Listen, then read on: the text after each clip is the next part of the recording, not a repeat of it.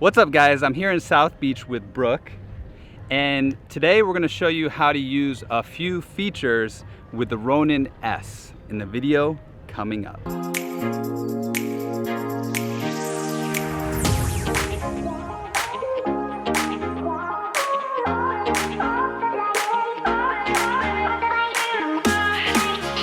Alright guys, so since this is Brooke's first time using the Ronin-S, what we're going to do is I'm going to show her some of the cool features and then she's going to try them out and we'll see how that goes. Since I'm holding the Ronin-S now, what the first feature, really cool feature about this is for vloggers or anyone who wants to film just with one hand and have a hand free to do other things, they can use the Ronin-S with just a tap of the button. So if you press the button in the front twice, you'll be able to film in normal mode, just like this.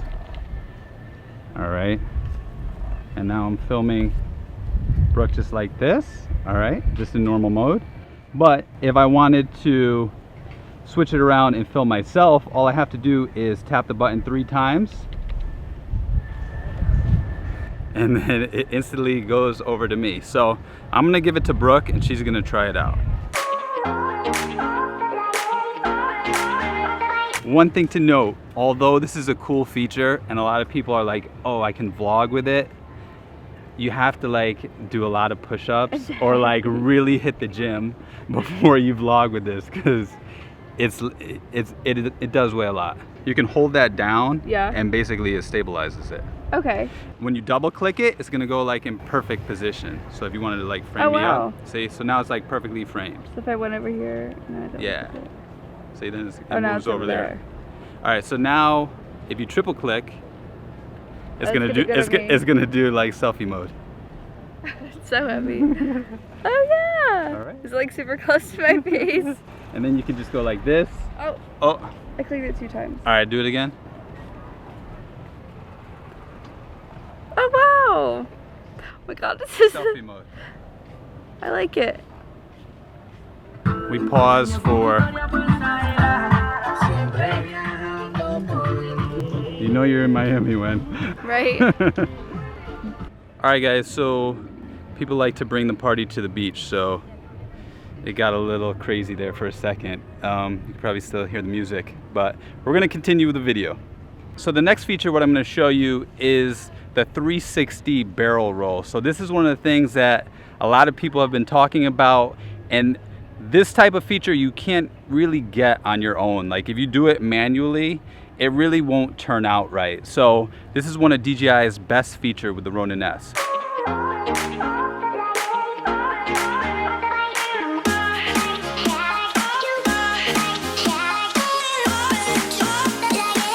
First we're gonna go into mode 3 on the back. So we change it to 1, 2, and then 3 in the back.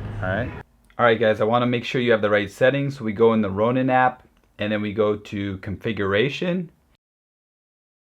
and then we press on control settings, and then we're going to come to this screen. Here we press channel 1, we're going to press tilt, and channel 3 we're going to press roll.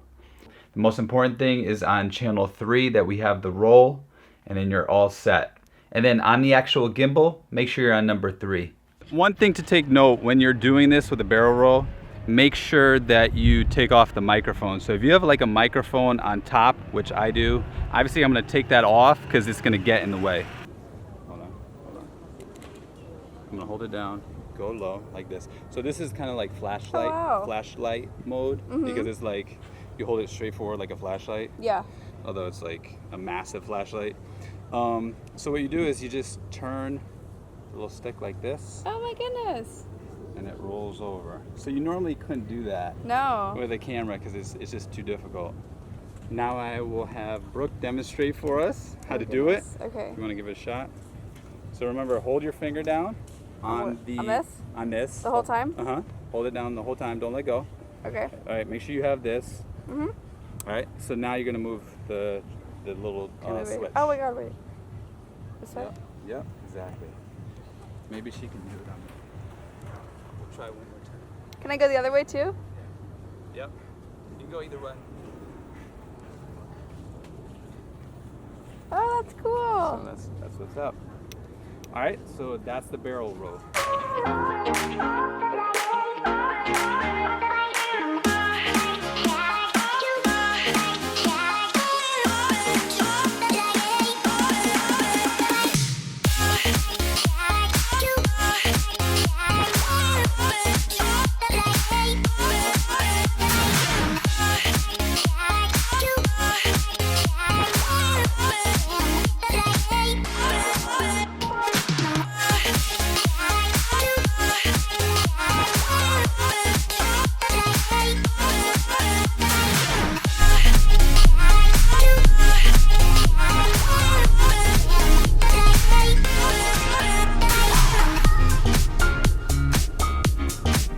Alright, so the third way that you can use the Ronin-S, you can use it both in the upright mode and the flashlight mode, and then the last one is the undersling mode. So I'm going to show Brooke how to do that now.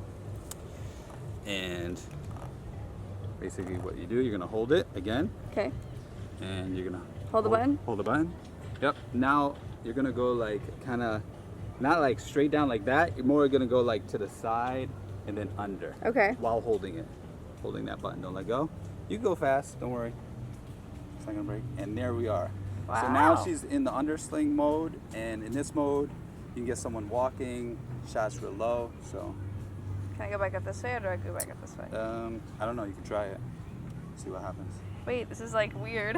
Wait, this is weird. No, it doesn't like that way. It doesn't like that way. It doesn't like that way. Wait, you have it's to go probably this way. because Oh my god, it doesn't like Alright. It doesn't like that way either. Maybe it's stuck, hold on. Wait, I held the button down. So it's got a mind of its own, maybe? Oh. Yeah, you So have to like it whip did it over. kind of like whip this. I don't know if you have to like put this in when you do it. Oh, maybe. Let's try it again. Like, oh yeah. Oh. Yeah.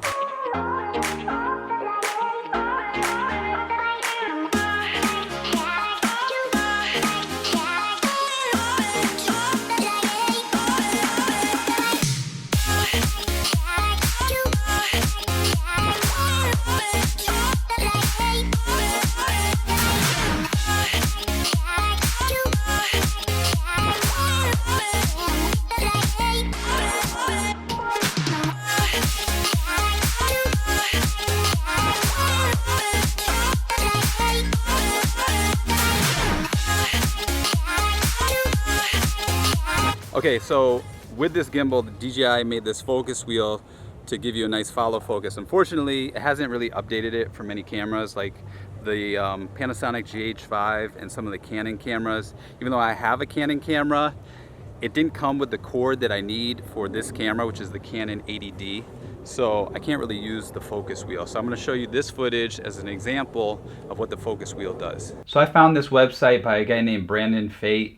And on his site, he used a bunch of different lenses. What he did was he marked different points, but that doesn't really work. You can mark a bunch of different points on the follow focus with a pencil if you want, but in the end, it's not really going to be an exact science. So what you have to do is just turn it very slowly and wait till it focuses.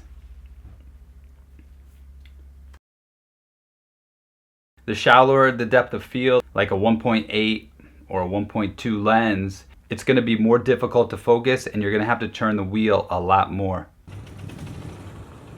We got it.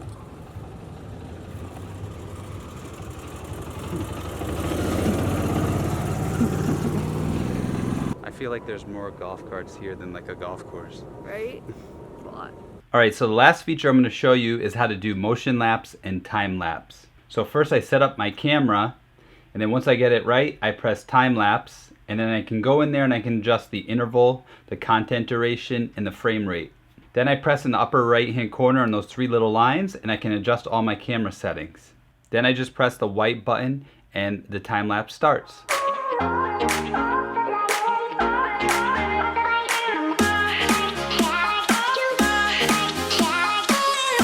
The Ronin-S is very versatile because you can walk around in time lapse mode and create a nice hyperlapse.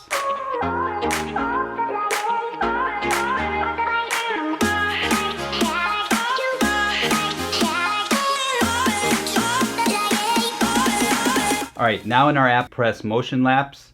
Then we can add different waypoints, and we just press the plus icon to add a new point. And then we have to move the camera. We can move it with the joystick with our hand like this in the app, or physically move it with our hands. If we don't like it, we can press delete. And then we just can also go into track mode to add up to 10 different waypoints.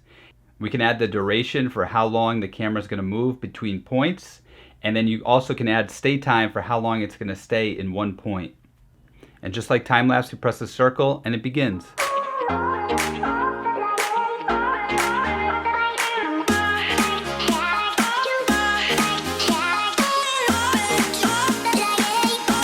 One thing to note, if you want to do time lapse, motion lapse, or hyperlapse in the Ronin app, you're going to need the multi-camera control cable. I'll leave a list of compatible cameras and lenses in the description below. Alright, the Ronin-S has many accessories, and it has quite a bit of new accessories as well. So if you needed some spare parts, such as a tripod, which is $39, or a focus wheel, you could easily get that online. I'll include links in the description below to all of these items. One of these spare parts that's kind of interesting is the focus wheel, because you could buy an extra focus wheel and actually mount it on the other side of the Ronin-S. So you could actually have two focus wheels mounted onto the Ronin-S. Perhaps in the future with a firmware update, you'll be able to focus with one of the wheels, and on the other side, you're going to be able to zoom in and zoom out. This is my own wish list, but we'll see what happens. Now, another replacement part that you might want to get is another BG37 grip. This grip is $99, but this grip isn't just another grip, okay? It's the actual battery. So one thing Ronin-S owners have complained about so far is the fact that you have to attach the gimbal to this grip in order to charge the Ronin-S. So DJI actually fixed this by adding a battery adapter. So this is the first new accessory that you could buy for $39, and it's really worth it because now you can charge your battery grip without being connected to the gimbal. And then if you buy an extra grip, you can use that one grip and charge the other. Also with this adapter, it has a USB port for charging any other device that you want.